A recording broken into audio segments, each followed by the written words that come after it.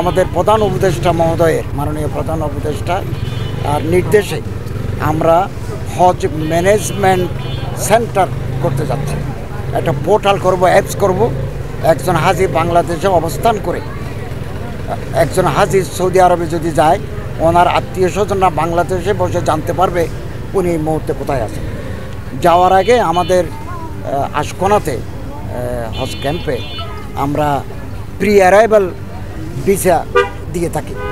Pre arrival visa, Saudi আরবে গিয়ে visa লাগাতে হবে না, এন্ট্রি ভিসা আমরা এখানে লাগিয়ে দেবো। এরপরে ওনাদের লাগেজে আমরা একটা ডিভাইস দেব, উনি সবসময় মোবাইলে ট্র্যাক করে জানতে পারবেন ওনার লাগেজটা কোথায় আছে।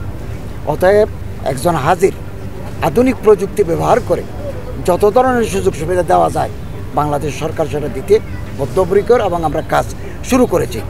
এবং আমরা 100 জন ডাক্তার, 100 জন নার্স, ফার্মাসিস্ট, টেকনোলজি নিয়ে যাব।